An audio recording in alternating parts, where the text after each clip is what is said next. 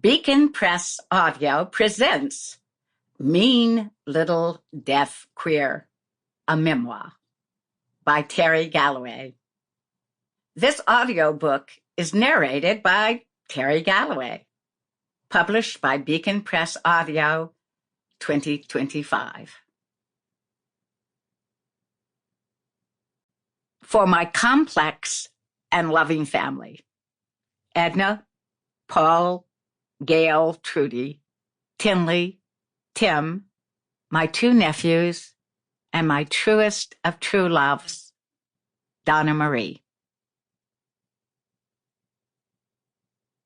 My sister is persistent. She wants to get the story straight, or as straight as she wants it, for her own purposes. Gail Galloway Adams, The Teller's Tale, in The Purchase of Order Stories. Prologue. 9. The year I turned 9, months before anyone knew I was going deaf, the voices of everyone I loved had all but disappeared. Their chatter had been like the nattering of birds in the trees, a cheerful, if sometimes annoying, reminder of how alive the world was around me.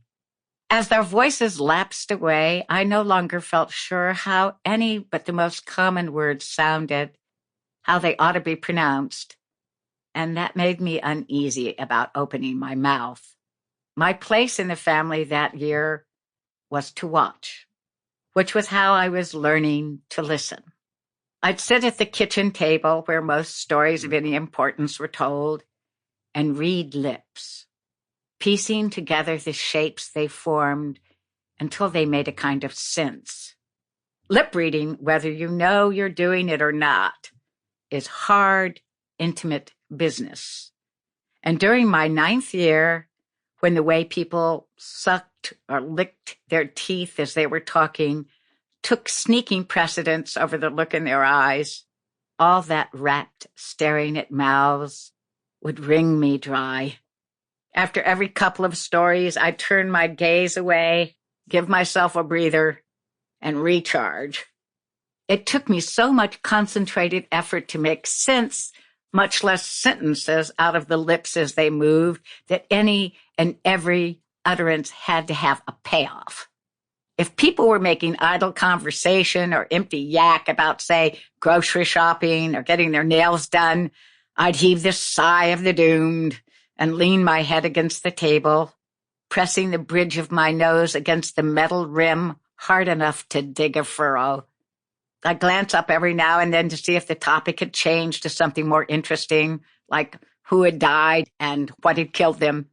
If talk was stalled at yellow versus white onions or the rising price of a pedicure, I'd get to pitying myself, slaving like a dung beetle over a worthless bit of nothing, and give up, put my head back down on the table, close my eyes, and deliberately lose control. The rising, falling mumble of those incomprehensible voices would wash over me until sounds would inexplicably leap from the muttering to shake themselves clear in my mind as words.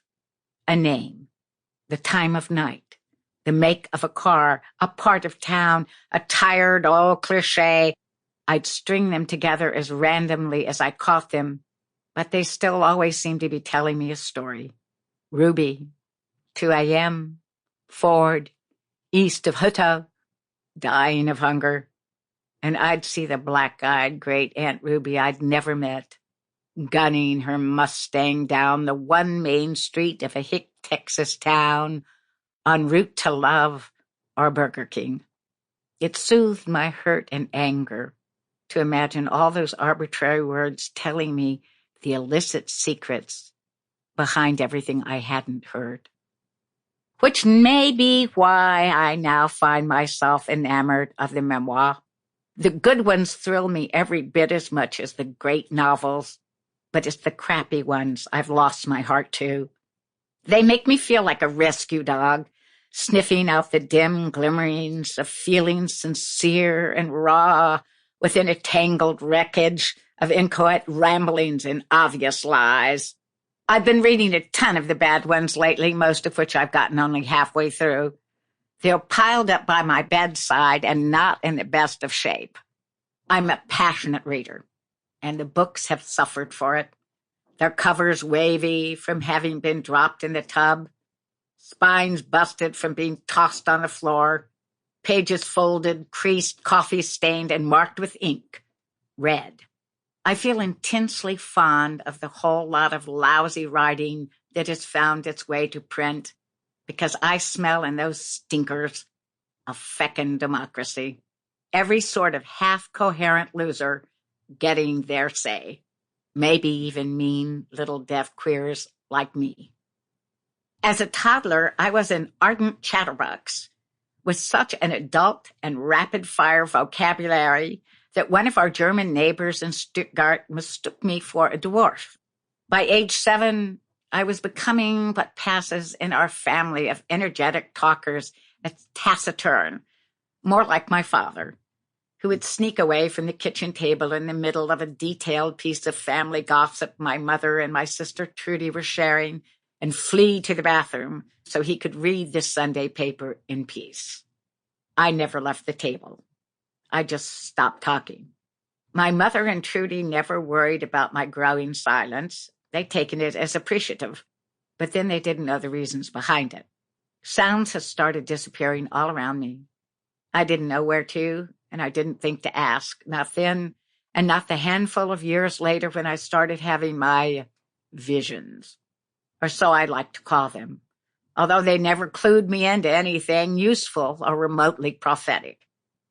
Whatever they were first visited upon me when I was 9, and our family had resettled from Berlin, Germany, to Fort Hood, Texas.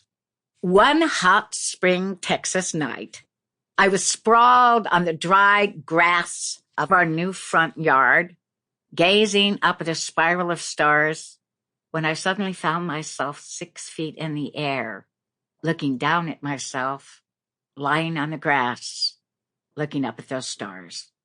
I was a little pissed off by how perfectly cheerful my body seemed without me. These odd displacements weren't exactly a daily occurrence, but that year they happened often enough to make themselves familiar. Once I went zooming to the ceiling of the school gym as if sucked up by a vacuum. I dangled there, looking down on the scene that was small as a dollhouse, everything normal about it. My PE teacher blew herself red on her whistle, while my 6 classmates and I, all of us looking a bit Zaftig in our blue shorts and white snap blouses, thundered across the polished wooden floor. No one else seemed aware that while my body was stampeding along with the rest of the herd, I wasn't there at all. I'd become a much more delicate presence, adrift in the rafters, smiling down on our sweaty race as if it were a mildly amusing bit of low comedy. Decades later in London, where I'd gone to perform one of my one-woman shows, I saw something of the same kind of life in miniature in a penny mechanical shop. A carved wooden man not much bigger than my own thumb was sleeping on a perfectly detailed cloth and wooden bed inside his tiny bedroom. He slept there until I dropped in a coin that clicked the switch that set it all in motion. With a ticking noise, the window of his minuscule room flew open, and a dream horse, its nostrils and eyes painted to look as wild and flaring as its mane, poked its head through the gap. Up the little man sat, his closed doll eyes snapping wide with alarm as the horse reared and the wooden chair at the foot of the bed tilted and twirled.